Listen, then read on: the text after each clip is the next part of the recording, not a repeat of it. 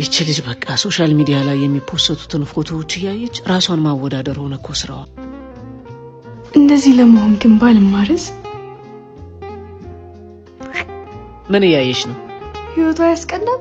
የወደደችውን ለብሳ ያማራትን በልታ የፈለገችበት ቦታ ተዝናንታ መኖር ደስ አይልም? አስበው እስኪ ሁሌም እየተዝናኑ ደስተኛ ሆነው መኖር። ይቺ ልጅ ዲፕሬሽን ውስጥ ሳትገባ እውነተኛውን ህይወት ባሳያት ሳይሻል አይቀርም።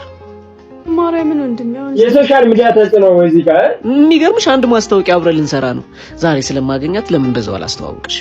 እሷ ጋር ሪል ላይፍ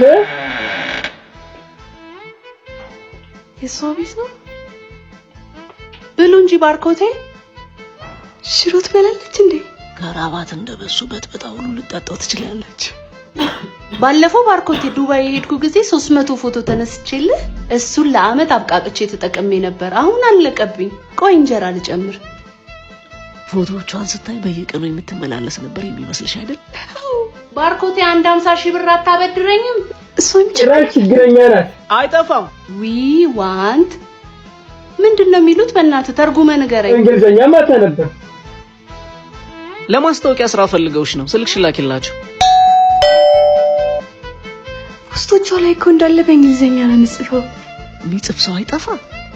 የምታደርገኝን ይልኝ ባርኮት። ለፎቶ ብላ እንዳለ ልብሶቼን አስመጣችኝ። ኦ ማይ ጋድ በጣም ሰርፕራይዝ የሆንኩት ወንድሜ።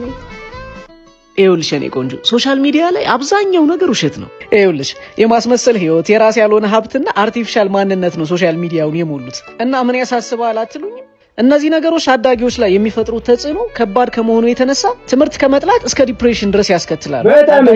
አብዛኛው እውነታ ግን አሁን ድራማው ላይ ያያችሁትን ይመስላል። ሶሻል ሚዲያ ሲጠፋ አብሮ ከሚጠፋ ዝና ይልቅ እስካላችሁ ድረስ አብሯችሁ የሚኖረውን እውቀታችሁ ላይ ብቻ ትኩረት አድርጉ። ይሄን ድራማ የሰራ ነው ተጽዕኖ ውስጥ ለሚወድቁ ታዳጊ ሴቶች ነውና ሁላችሁም ሼር አድርጉልን።